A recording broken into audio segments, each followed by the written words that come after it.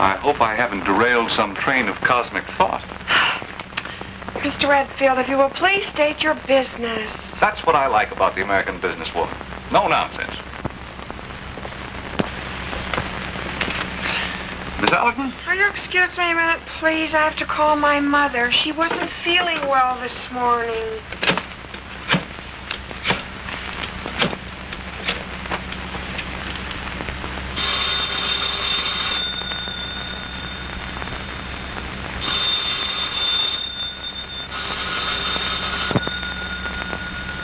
Hello? Hello? This is me, Mother. How are you feeling? What do you mean, how am I feeling? I'm feeling fine. And this is a fine time to call me up. All right, all right. I'm just glad that you're... Is she all right? Just cranky. The typical American mother. Okay, let's get down to business. These books are review copies of no use to me. What am I offered? What are they? 5 whodunits, a volume called Fun with the Chafing Dish, and Professor Oglethorpe's 2-volume Life of Napoleon with the pages still uncut. You mean you haven't read it? Do I look like a boy who 8 years out of college would wade through 1,100 pages on Napoleon? But I read your review. I didn't say I didn't review it. I said I didn't read it. I wouldn't have thought that a man entrusted with reviewing books could have so little sense of responsibility. Don't twist the sword, Miss Allerton. Just give me the price of my shame. And how about lunch, huh? I have a luncheon date. Well, I'll take $5 and a cup of hot coffee. You drive a hard bargain, Miss Allerton. Where's the coffee, huh?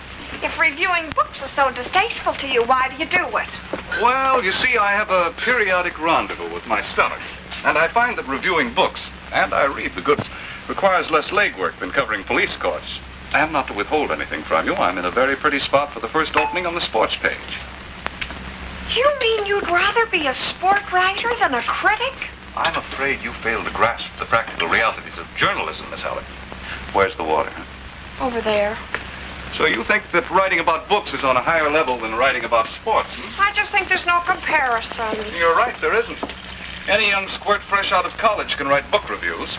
But to analyze the strategy of an intricate football formation... Oh, Mr. Redfield, if you should give up your job as critic, I suppose that would leave an opening for somebody else? Your brother-in-law? Well, yes. He's an excellent judge of books. I heard about that. Have you got something sarcastic to say about him, too? Haven't you heard the news about Jim? I heard he parted company with Wentworth and Jones, if that's what you mean. Parted company, did you say? Really, Miss Allerton, you have a gift for understatement. Would you mind telling an inquiring reporter, Miss Allerton, just how it feels to be the sister-in-law of the man who sent back the manuscript of Always Opal without even turning in a report on it? Did Jim do that? An enterprising book peddler like you should get around more. Your brother-in-law is a celebrity. The greatest bonehead play since Mike Emmett forgot to touch second base. That book deserved to be turned down. It's not only atrociously written, but in very bad taste, if you ask me. Oh, wait a minute, Carrie Nation. If you try to alibi Jim, folks might get the impression that you take more than a sisterly-in-law interest in him. That's an uncalled for and highly impertinent remark. Well, I got the impression that Jim thinks rather highly of you. And that novel of yours he asked me to read. Oh, he gave you a copy? Yes, he did.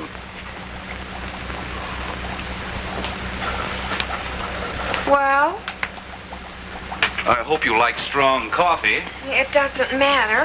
About my book. You mean you want my opinion on it? Well, why do you suppose Jim gave it to you? I wasn't sure.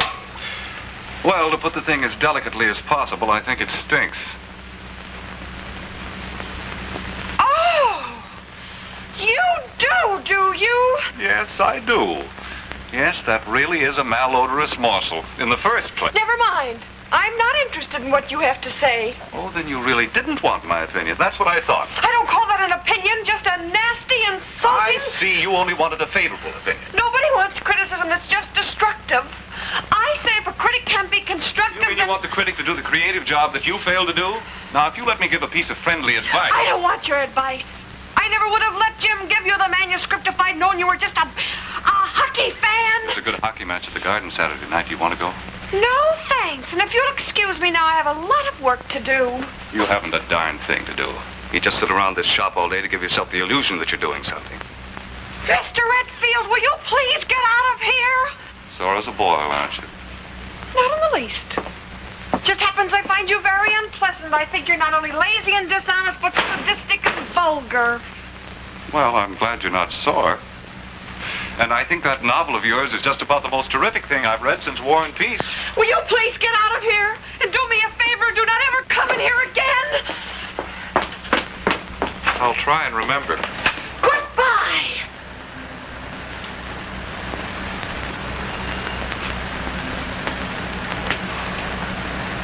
Bye now. Oh. Oh.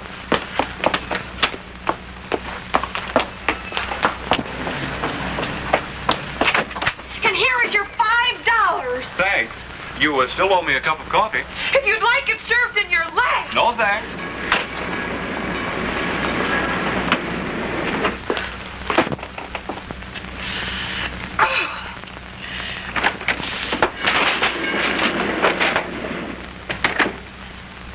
Georgina, Huh?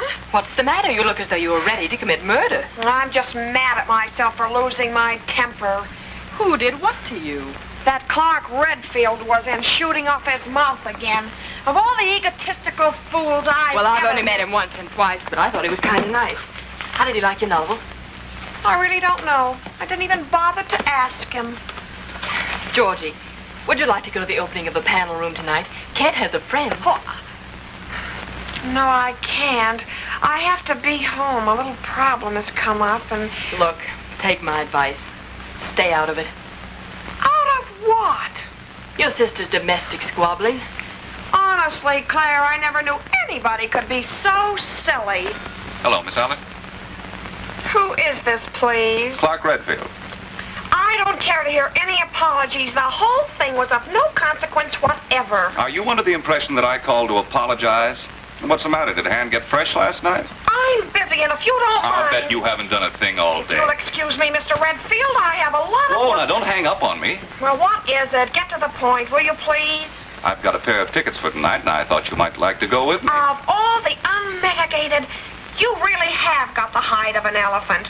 What makes you think I'd even consider going to a hockey Rosa match? Bruno is singing in Madame Butterfly, and I thought that might appeal to a lover of the finer things.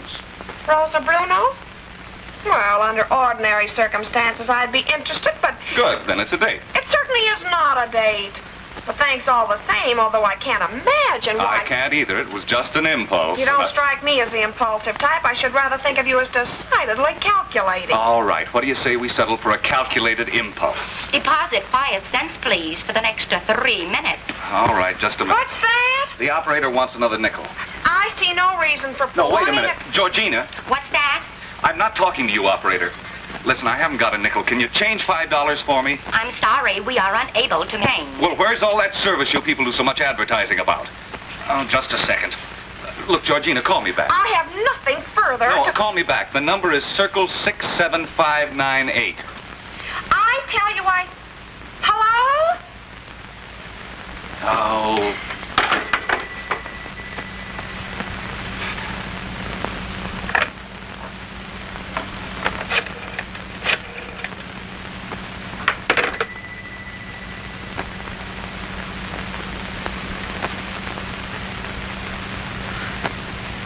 I thought you didn't have another nickel. Didn't have a what? Oh. Hello, Jan. Well, George, Miriam and I have finally faced realities. We had quite a talk. And, well, I'd like you to have dinner with me tonight. There are a few things I want to tell you. Well, I don't think I should interfere, Jan. Anyway, if you'd only called a half hour sooner, I just promised somebody I'd go to the opera. Well, I don't see how I can after having said yes just 10 minutes ago.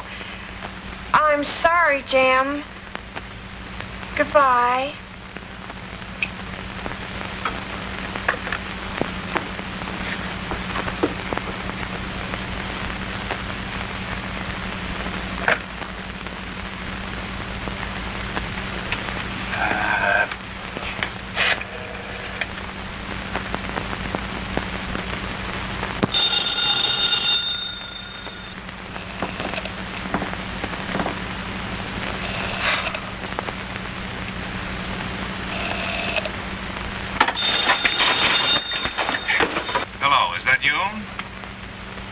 certainly took your time about answering.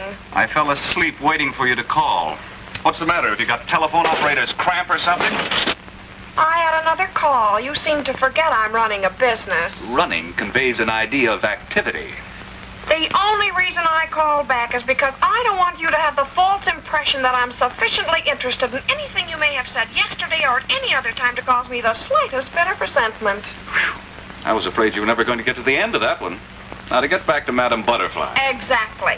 In the first place, I haven't the slightest interest in being taken to the opera by you, but I would like to hear Rosa Bruno Right, sing. so you'll go. Will you please let me finish? If you think you can by 8:30. What I started to say is, I will consider it only on a strictly business basis. I have a feeling that neither of us knows what you're talking about. Well, what I mean is, you have an extra ticket on your hands, and I'd be very happy to buy it from you. Can't be done. These are press seats. Oh, are you going to review the opera? No, I am not. I got them from my drama critic. His mother's getting married tonight, and he has her away. Do drama critics get tickets for the opera, too? Look, Georgina, this is one of those phones where you have to stand up. How about meeting me at... I'll see you in the lobby at 8:30. Unless you want to leave the ticket with the ticket taker. No, I do not. How about dinner? Oh, I'll have dinner somewhere. You're a resourceful girl. I think I'll do likewise. Maybe we could have it at the same place, purely by coincidence, of course. No, thanks. I don't care to. Look, one of the things I hate is to eat alone. It makes you feel so unwanted. You don't have to say a word. I'll do all the talking, and you can read a book or sulk in your beer. Well, only if it's clearly understood that we go Dutch. I- No, I don't, and I don't see any reason why There you are should two take... reasons. First, that $5 is burning a hole in my pocket. And second, I have something to celebrate. Well, I'm afraid I haven't. All right, then you can watch me celebrate. Listen, I'm getting acute claustrophobia. Antonio's at 7. I don't know why I'm doing this. Fine, that'll give you something to brood over at dinner while I talk. I'm hanging up now. Wait a minute. Where is this Antonio's? All right. Antonio's at 7. Oh, Mom. Was that Jim? No, why? Because I don't want you to talk to him. Is anything wrong? Oh, on the contrary. Jim and Miriam are divorcing. Divorcing? Immediately. Miriam doesn't want to go to Reno, and since Jim has plenty of leisure, we decided to ship him out. He's leaving tonight. He's leaving for Reno tonight? You have to repeat everything I say. Of course, I'm footing the bills, but I paid more to get the house rid of termites. Well, I don't approve. I think it's awful. Yes, I expected you would. That's why I'm warning you not to try to upset things if Jim comes crying to you. But if he does turn up, be careful not to say anything that'll keep him off that plane. I only hope and pray he's subject to air sickness. Divorce is a serious matter, Mom. So is marriage. It should mean more to a man than just a meal ticket and an $8 necktie. I know you don't mean to be unkind. Nonsense. Of course I mean to be unkind. Perhaps I'm not much of a mother. But I'm still concerned with Miriam's happiness. Oh, to avoid any grim farewells, your father and I are taking Miriam out to dinner. You want to go alone? No, I have a date. Dinner and the opera. I hope there's a promising male involved. No, Mom. He's just a boorish, conceited newspaper man in whom nobody could have the slightest interest. I haven't the slightest idea why he asked me, except he's sadistic and is planning to spend the evening making me feel uncomfortable. Oh, sounds like Mr. Wright had come along at last. Have fun.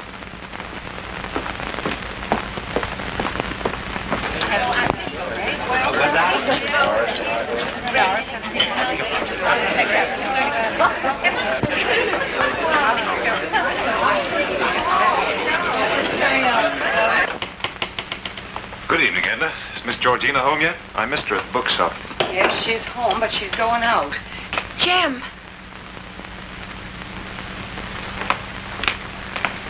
I had to see her before I left, George. Mother says you're leaving for Reno tonight. 1 o'clock plane. I'm awfully sorry it had to happen this way, Jim. Why? I'm not. Not in the least. A mistake was made and it's being rectified. Georgie, I have something very important I want to say to you. Well, what is it? Instinctively, I've known for a long time that it's you I've always wanted. Oh, you're just imagining that, Jim. It's the way all people behave in an emotional crisis. I knew you'd say that, but it isn't so. You're the answer to everything I want and need. Get on that plane with me tonight. We'll get ourselves a little farm or a ranch. A place where we can see the stars and smell the earth. Wow, little lady. You sure come through like a thoroughbred. All thanks to you, Doc. I couldn't have had more confidence in a Park Avenue obstetrician. Wow, delivering kids is no harder than delivering baby horses. Except the dames make a lot more fuss. But not you, ma'am. You sure are a plucky one. A lucky one, you mean. Georgina, darling. Jim. Remember, boy, she's plumb tuckered out. I understand, Doc. Georgina, sweetheart, would a very happy surprise tire you old? You mean you've heard from Mother? Look out yonder. Whoa, boy.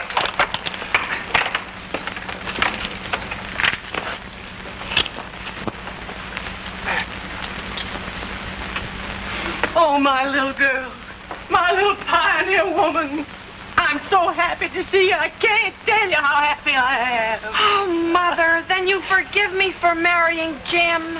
Forgive you, oh, my child. I'm the one to be forgiven. I should have guessed that Jim is too big a soul to be cooped up in a crowded city. I know now he's only at home on the range where seldom is heard a discouraging word. Mother, darling. My son! We'll work the land together. We'll work at other things, too. Georgie, please come away with me tonight. Oh, I want to be absolutely sure that this is right for both of us. It is. You know it was meant to be.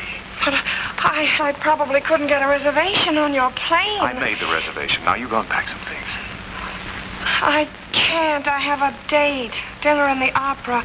I wouldn't know how to reach him. Well, then I can meet you at the airport. I can take care of your bags. Quite frankly, I'd rather you didn't run into your mother. She's a terribly persuasive person. Georgie, you've no idea what this means to me. Oh, I don't think we shall. Well, with a lifetime ahead of us, I guess we can wait 6 weeks. Now, I'll meet you at the airport at midnight. I'll go and pick up the tickets.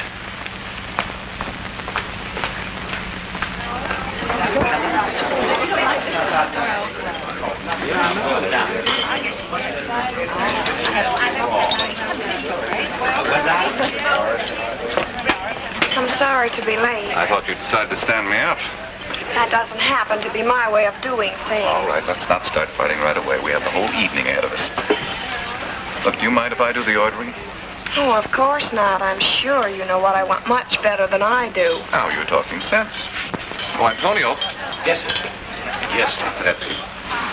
Bring us a big portion of prosciutto to start with. Not for me, thanks. I'm on a diet. Miss Allerton, if nature had intended our skeletons to be visible, it would have put them on the outside of our bodies. All right, Antonio. Minestrone? Spaghetti bolognese. Scallopini al masala. Eggplant parmigiana and a mixed green salad. Yes, Miss Director. What are we going to do with all that when it comes? Eat it. We're celebrating. Celebrating what? Did some friend of yours die? Well, it's almost as good as that. Oliver Quinn is leaving the paper. I suppose I should know who Oliver Quinn is. He only writes one of the 3 best sports columns in the country. Forgive my ignorance, but I don't happen to read the sports page. Don't admit that in public. There are several million people who do read the sports page. Excuse me? Ah, prosciutto. Well, anyhow, Oliver is leaving to take the chair of English literature at Michigan. That means promotions all along the line and a sports desk for me. Try some of that raw ham. You can get trichinosis from eating undercooked pork. No. Well, if we do get it, it'll probably be the only thing we'll ever have in common. I can't understand it. People getting all excited about which team scores the most runs or who knocks out whom. Nothing hard about that. Every time the champ comes up with a haymaker, 40,000 customers are taking a swing at the boss or the traffic cop. That's nothing but escapism. Observe, please, who's talking about escapism? What about that Mooney novel of yours? Oh, a girl has been around for 23 or 4 years. 22, if you don't mind. I don't mind a bit. If you want to write, can't you produce something better than a lot of sentimental daydreaming about an idiotic young couple who can't bear modern plumbing and who go off to the great open spaces to live in simple, unwashed happiness? Anything can be made to sound silly if you're stupid enough to be literal about it. I happen to have written a fantasy about two sensitive people that are hemmed in by the steel and stone of the city. Can you imagine a girl in her right mind tootling off to some nebulous never-never land with a balmy Jim Lucas kind of character? What's Jim Lucas got to do with it? That just slipped out. It's not so far wrong at that. No wonder he thinks that story of yours is such a world beater. Well, I'm beginning to think that maybe he sat for the portrait. I hope I'm not so literal-minded that I have to write about... I know. Why bother to step outside and look at life when it's so cozy indoors? For Pete's sake, hasn't anything ever happened to you? Will you please keep the conversation in the abstract? There's no such thing as an abstract conversation between a man and a woman. You think you're going to make me lose my temper, don't you? Well, I'm very sorry to disappoint you, but you're not. However, I do find you even more offensive than I thought. So if you'll excuse me, I think I'll leave you to your splendid repast. Good night. Georgina. You needn't bother to see me out. I can get a taxi. Georgina. Will you please let go of my arm? I won't have you offend these friends of mine here. They're artists. The preparation and service of food is a serious business with them. It's time you learn some manners. Go back and sit down. I beg your pardon. I can't imagine why I accepted your invitation. Well, that was your mistake. Just as it was my mistake to pass up with Walensky O'Connell fight at the Garden. You can say or do whatever you like about me, but I will not allow Antonio's minestrone to be slighted. Thank you, sir. It's very nice and hot. Very well, I shall eat the minestrone. Antonio, have you any of that Falerno left? Yes, Mr. Red. Here.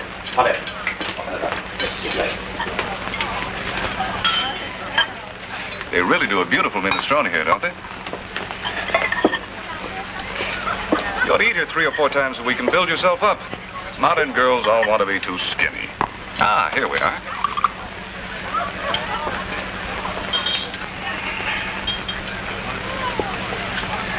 I'm not sure that Falerno wine is better than most, but it gives me a kick to have a wine that's a lineal descendant of the Falernian of ancient Rome.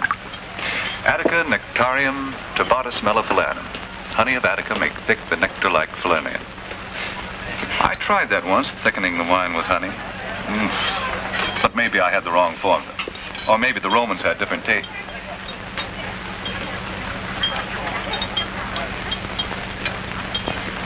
Go ahead and eat your soup. Can't stand girls that gab, gab, gab through a meal.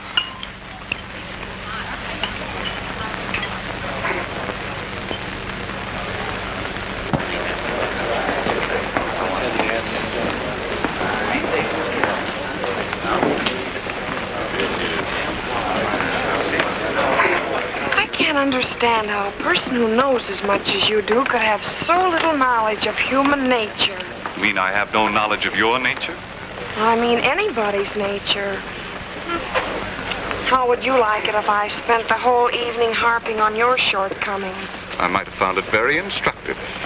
Well, it's one thing to be told in a friendly spirit how you might improve yourself in certain respects. I see. We're back again on destructive versus constructive criticism. You'd like to hear about your faults in a way that highlights your virtues. If I listened to you, I'd soon believe I didn't have any virtues. I don't know anything, I can't do anything, I'm a total loss. Fortunately, I don't attach any importance to your opinion of me. Is that why you keep bringing it up? He thinks he can insult people and make them like it. Why do I let him hurt me so? Oh, if only I could convince him just once that I can do something. That I'm not just...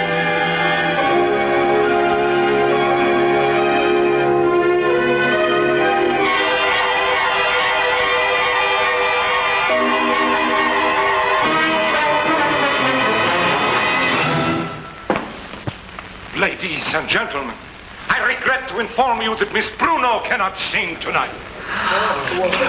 However, there is in the audience a young lady, Signorina Georgina Allerton. who, though she is not a professional singer, is familiar with the role. She has graciously consented to sing Madame Butterfly. She is going on at a moment's notice without a rehearsal. Bravissimo.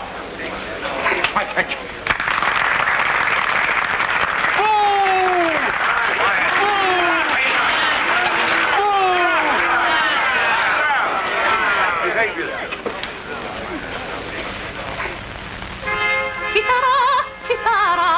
E come sarà giunto, che dirò, chiamerò Butterfly dalla lontana.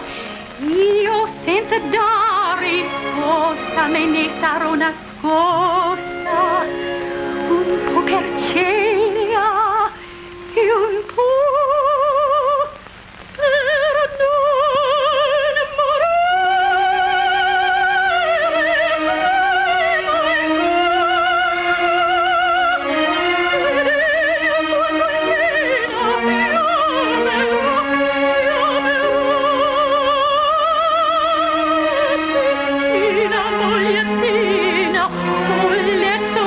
non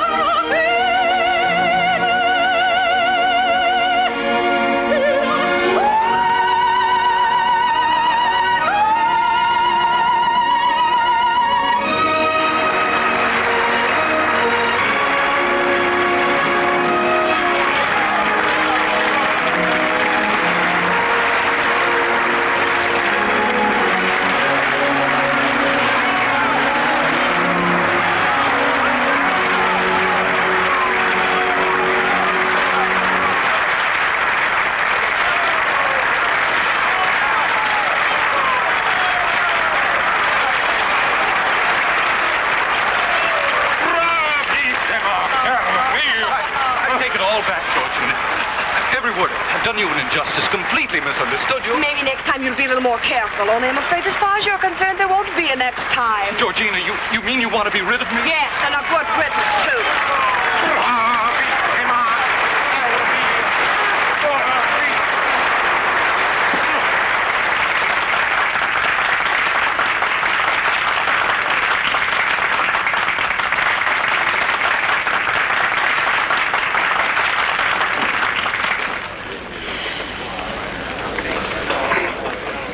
Well, I'm glad you're back with us. Wasn't it lovely? You didn't hear any of it. What do you mean? I heard every bit of it. Are you kidding? During the whole opera, you were off in some cloudy cuckoo land. I was nothing of the kind. What are you looking for? My shoe. Flight 4 for Chicago, St. Louis, Denver, and San Francisco. Now loading at gate 17. Flight 4 for Chicago, St. Louis, Denver, and San Francisco. Now loading at gate 17.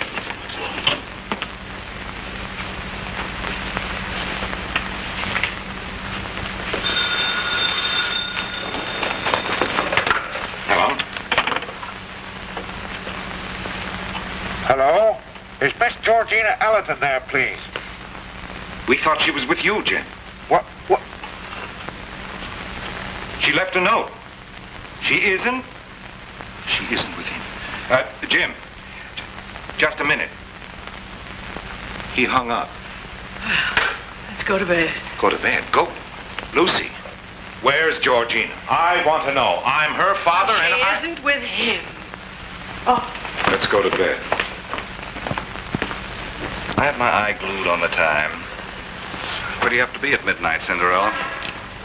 Well, if you must know, I have to be at the airport to see somebody off. Good, I'll go with you. You'll do nothing of the sort. Well, that takes care of that. Have you got any nickels? I think so. How many do you want? 3 or 4. You know, I'm glad we went to the opera tonight, because suddenly everything clicked. You were no longer Georgina Allerton.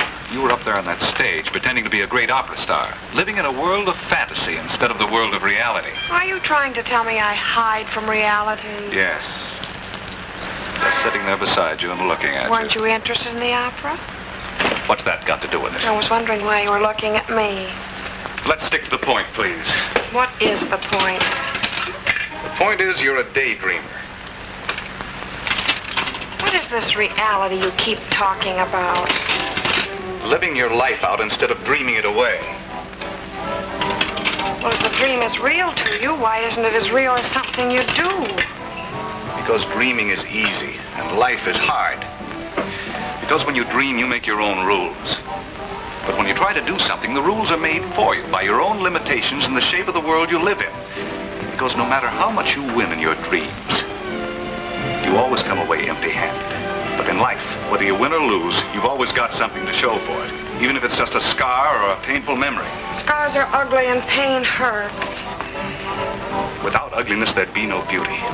And if you're afraid to know pain, you'll never know the value of pleasure. You're a tough guy, aren't you? Well, I've had to fight my own way ever since I can remember. You either get tough or go under.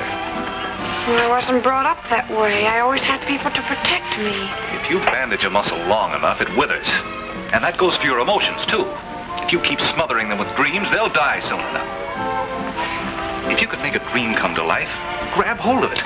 But if it dies on you, give it a decent burial instead of trying to haul the corpse around with you. Thank you, teacher. You have to go already? The bus to the airport There's won't no wait. rush if we take a taxi. Sit down. Besides, you know how I hate to eat alone. I wonder why I listen to you. I have a magnetic personality. Oh, talk my throat dry. I'm sorry your throat's dry, but I'm glad you talked to me. Would you mind telling me why? I don't know. I guess maybe it's because I hate to see a girl with such pretty legs walking around in a trance. Hey, this is good. Could I have a bite? Sure.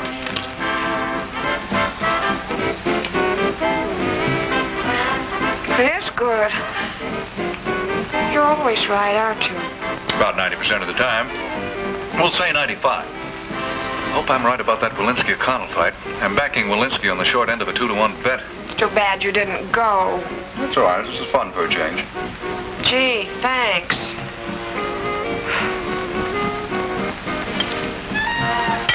Jim Lucas. What? You heard me. I said Jim Lucas. How did you guess? I have a knack for putting one and one together. He's leaving for Reno tonight to get a divorce. Well, what else would anybody go to Reno for? Here's a ticket on the plane for me.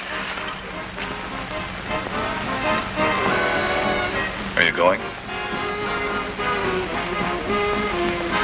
Yes. After that, what then? We'll get married and get a little ranch and... Ranch. Why, that's straight out of that novel of yours. Get up. Why? I feel like dancing. With me? Well, I'm a shy guy. I'd feel funny about accosting some stranger. We only have a few minutes. I Well, don't... let's not waste them then.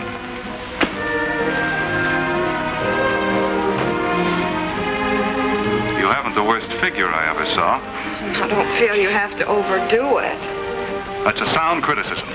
Overstatement's one of my worst faults. I'm sure you have plenty of bad ones. Well, enough. Is that why no girl ever married you? I never asked one to. Never met anybody worthy, I suppose. But that's partly it. But it's also because I'd make a terrible husband. Would you? Why? Well, in the first place, would you really like to know? Well, it gives us something to talk about. We wouldn't have to talk. Well, that's true, only you don't seem very happy when you're not talking. Well, that's the first thing. I'm gabby. Maybe that's because you have a lot of things to say. That doesn't follow. The world is full of windbags. Then again, I'm blunt and caustic. I come right out with things. That might be honesty. As for egotism, that's my middle name. That's a quality a lot of creative people seem to have. I'm a hard guy to know. Complex people usually are. Besides, the idea of supporting a wife irks me. An independent man might resent an able-bodied woman who was willing to be dependent.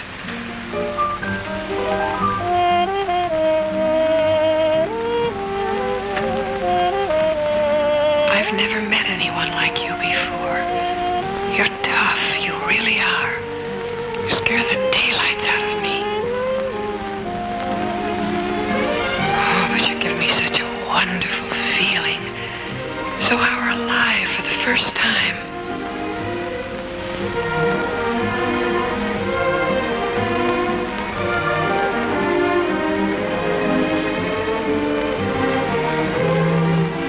Stop it, Georgina. You mustn't go on like this.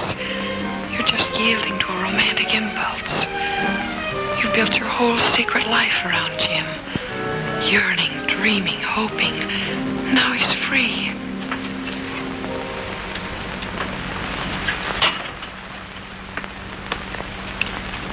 You dance all right.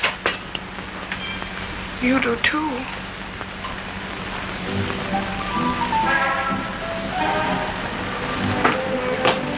Oh, that Walensky. Oh.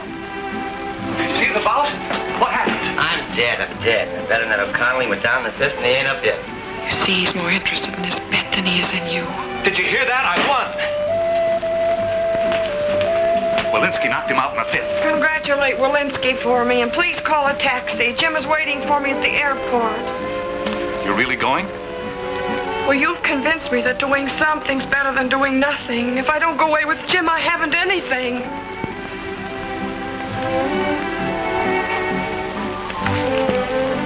I'll get the cab.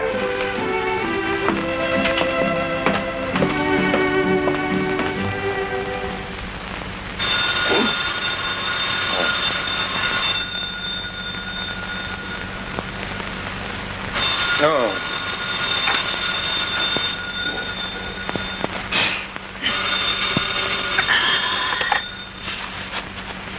Hello?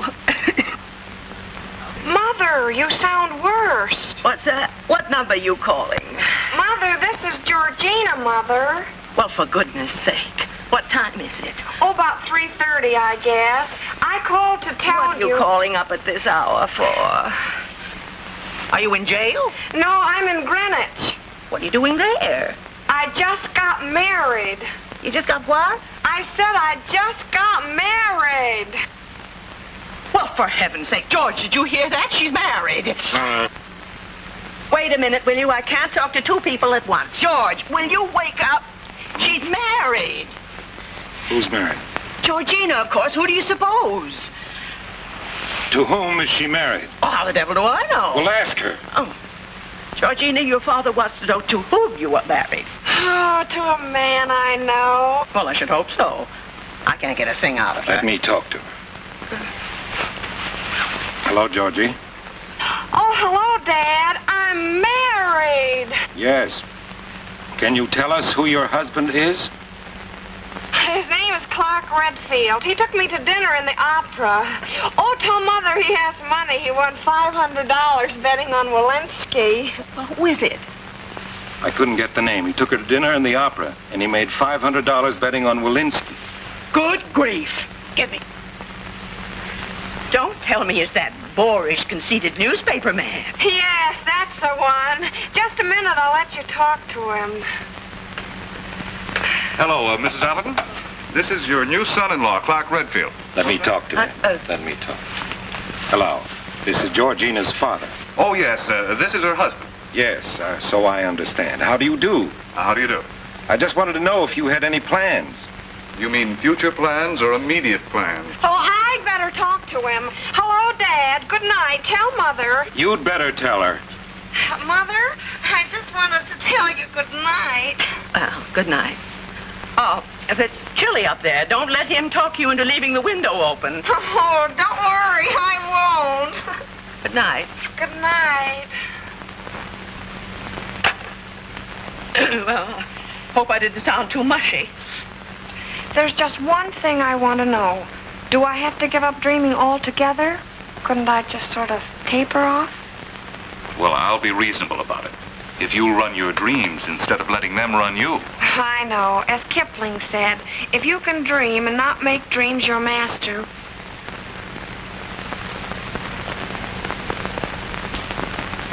Do you think Kipling will live?